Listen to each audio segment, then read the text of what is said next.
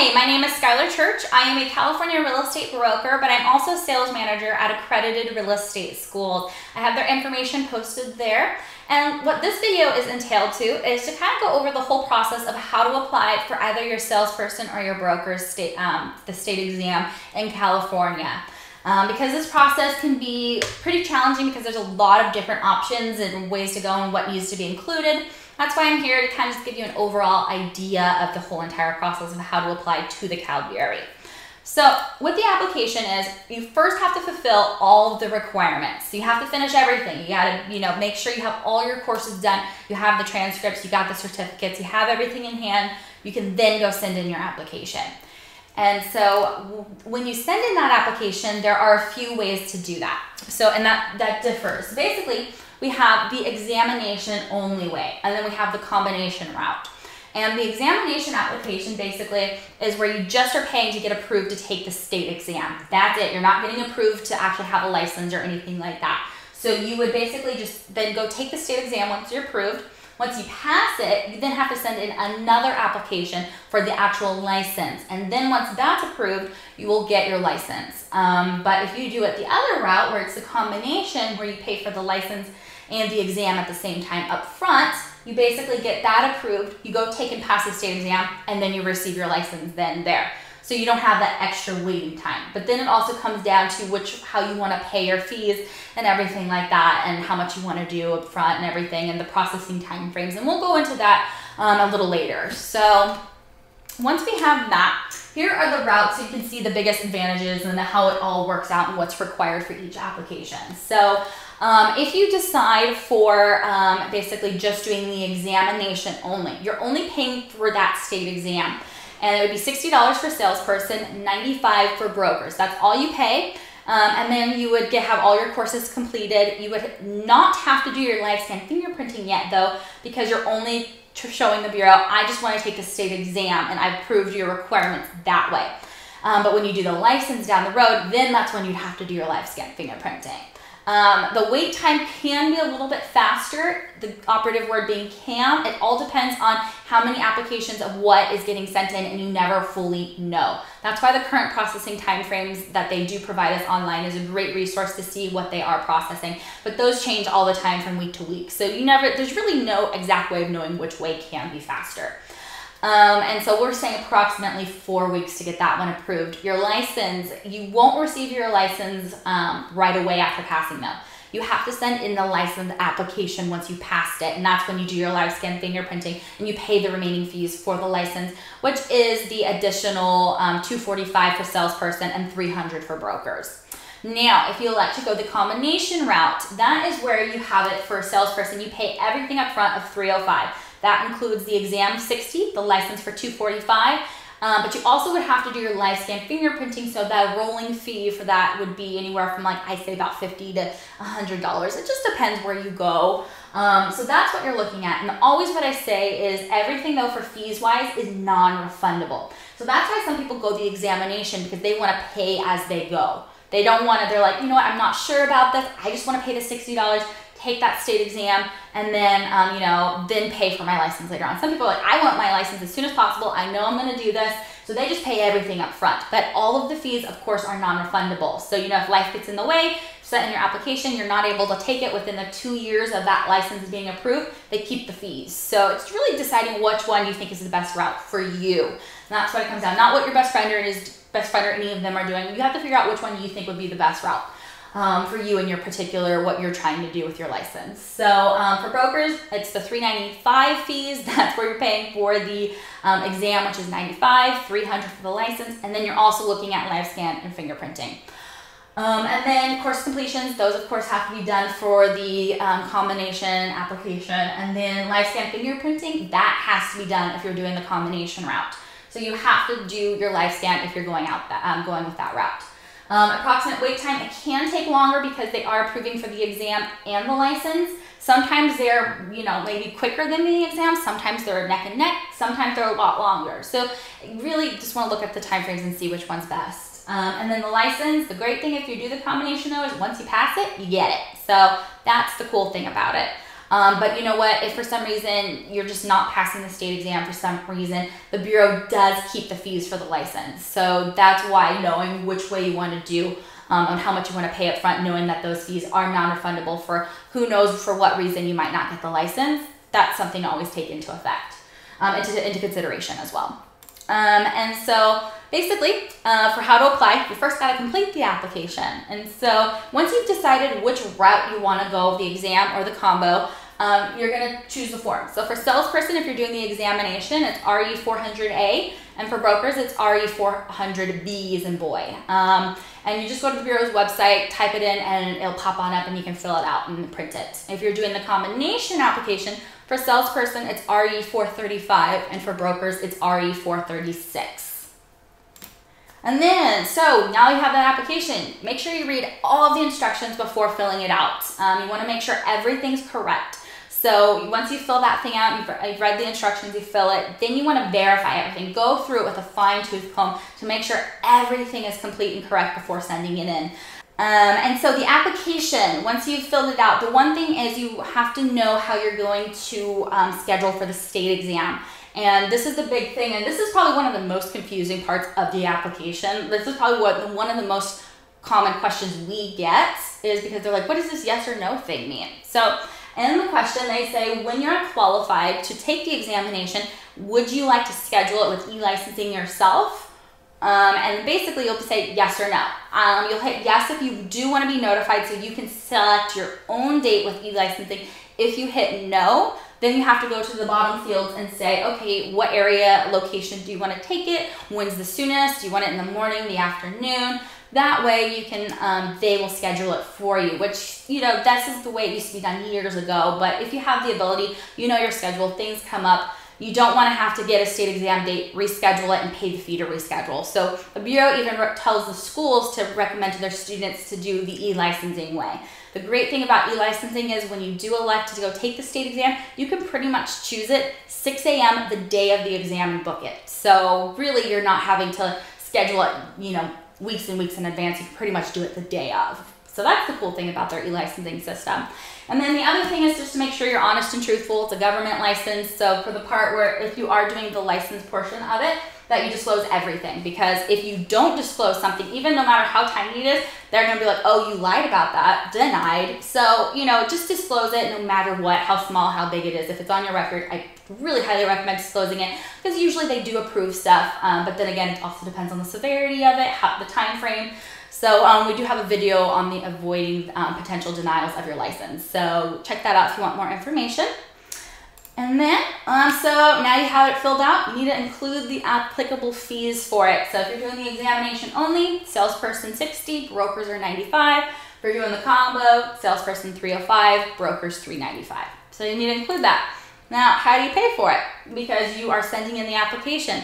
They accept check or money orders, which are payable to the Bureau of Real Estate. They also include that you can do credit cards, and you would just do their form RE909. They accept a bunch of different ones. I have them listed here. The big thing though is cash, they do not accept it. Do not send cash to them, no matter if you're physically dropping it off to them, they do not accept cash. That's a big no-no. That's listed all over on the forms, on the things of the do's and don'ts of the exam. So do not send cash, but you can do check, money orders, or card. And then you also need to include the course completion. So either the official transcript from your college that you went to, or the certificates if you went through like a private school, like Accredited, they do the certificates because they're directly approved by the Bureau of Real Estate. So make sure everything is included to them, they're official, and that they're included with the application for all of the required courses. If you're a salesperson, the 3, for brokers, the 8. So you might have a mix of transcripts and certificates, you might have just one, you know, it just depends on the situation. So once you've included that, you know, there's also one other thing that you have to include, and this is just for brokers. So if you're a salesperson, skip ahead. But for brokers, the experience requirements. There are certain forms that you need to fill out depending on what type of experience you're submitting.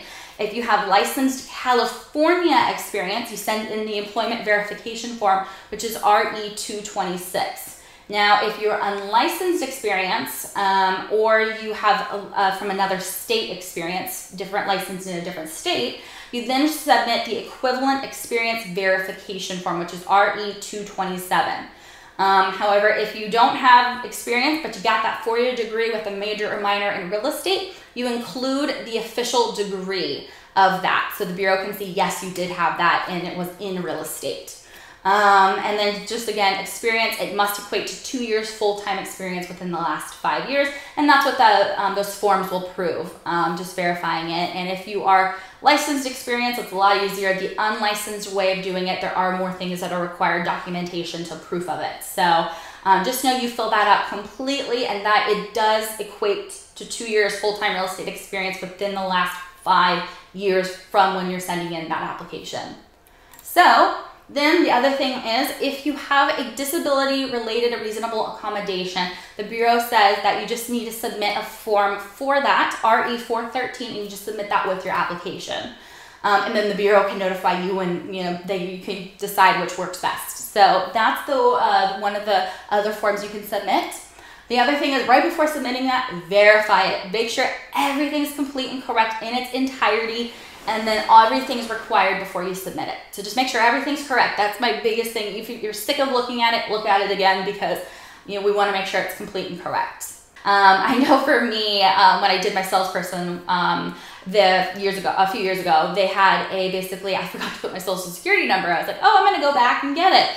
I forgot to. I sent it in. Then the good news is, when at that time frame, they were going pretty fast on the processing. They're like, reject, you didn't give us that. So I had to resend everything back into them and wait a few more weeks to get it approved. So that's why I would say, if you decide to go back to something, make sure you go through that thing a bunch of times to make sure it's completely correct. Now I know my social security number by heart. I have that memorized because of that. So I know that. That's the good news, but I had to wait a little longer. For my brokers, I made sure everything was correct.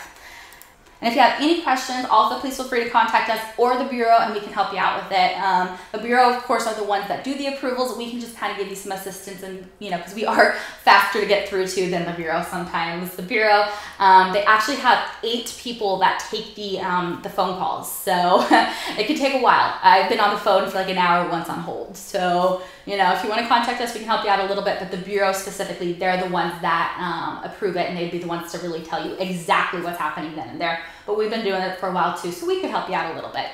But we're not the Bureau. So the other thing that we have is you send in the application. So you know what? You can send the completed application package and the fees to the CalBRE. You can either mail or drop it off in person at their location. Here's the address for the Bureau. They have a P.O. box for if you're mailing it. If you're dropping it off, it's the one in Sacramento, and you can look it up online. And then you just wait for approval. That's what you basically are doing. So you'll basically just wait to see, and they'll mail you a notice when you are approved. The best thing to do is, while you are waiting, to check the current processing timeframes. We have a video on that. Or you can always try to create an e-licensing account where you can try, let's register it with your social security number and your date of birth. And if you're able to create an account, the Bureau will then put you in the system and approve you. So that's one way if you're trying to really see, right, and you want to be on top of it right then and there. That's one way to do it. But a no-brainer way of doing it is also the current processing time frame. So you can see, really, I should be getting notice within the next week or something. Once qualified, you can self-schedule the exam via e-licensing, or you'll have an assigned date by the Bureau, and they will send you a notice of that. So then it comes down to taking the state exam. So, once you're approved, your application is valid for 2 years from enrollment. So you would want to schedule and take that state exam within the 2 years. The thing, though, about the education you have completed to be eligible to take the state exam, that is always valid for life. That does not expire when your application expires at that 2-year mark.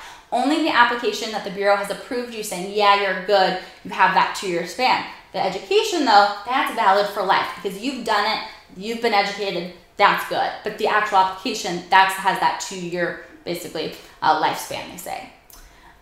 So once you've taken the state exam, you pass it, which is awesome. You pass the exam, and so the examination results that are provided to you, those are valid for 1 year. So you can submit the license application if you didn't do the combo up front. You can get that to the Bureau and get those results and basically submit it to them. But you have to make sure if you do pass the state exam, you get those fees for the license into them within a year, or that result becomes null. And you don't want to take that state exam again. I'm going to tell you that, especially if you've done it and you studied and then now you're at that year mark, you let it go. Well, then you're having to restudy all over again. So I just say get that license and make sure you keep it. So once you have you can get your license. The thing is, if you did the combination route, you get the license immediately. That's great. But you know what? If you did the examination because you just wanted to, as you go kind of thing, you just send in the fees with the form and everything, the remaining fees for the license. And here's the information right there for you. Basically, it's $245 extra you're going to pay for a salesperson, $300 for brokers, and that does exclude, though, the live scan fingerprinting, the rolling fees you have to do as well. And the live scan fingerprinting form is RE237. And then you'll have your license application. You can get that online, or the Bureau will send it to you by mail. So that's one way. And then you'll probably receive your license once you've sent in the license application in about a few weeks, approximately. It just depends on when you've sent it in. So if you didn't pass the state exam for some reason, though, the good news is you're able to reschedule it pretty quickly, especially with that e-licensing system. As I said, you can take it, basically book it at 6 a.m. the day of the exam, by 6 a.m. anyways. So it's pretty fast in that sense. But the bad news is you have to pay the examination fee each time you take it. So $60 for salesperson, brokers it's $95. So it is recommended to invest up front in the education and exam preparation so you have the right material to pass it the first time so you can start your career in real estate, because that's the ultimate goal. We want you to get going on that career. So we want you to pass it the first time, but you know what? That state exam is nasty, so do not feel bad about it. If for some reason you don't pass it, go in there again and figure out, how you want to study for it and to get you back on so you can pass it and then, get that license. So, but again, I am not the Bureau of Real Estate. This is just for general information, general knowledge on the process. If you want complete and accurate, up-to-date information, always contact the Bureau of Real Estate. Their information's right there. We'll also have it listed below. And that is just really great information from them that you can get on the whole how to apply process. But this one, I just wanted to make sure you're aware of it. So if you're at home and you're wanting to do this and you can't get a hold of the Bureau or something, here's some ideas of the whole process before getting into it. So thanks for watching. And if you have any questions on this, comment below, email Accredited, contact the Bureau. And I know someone would be more than willing to assist you with this. So I'm Skylar, and thanks for watching.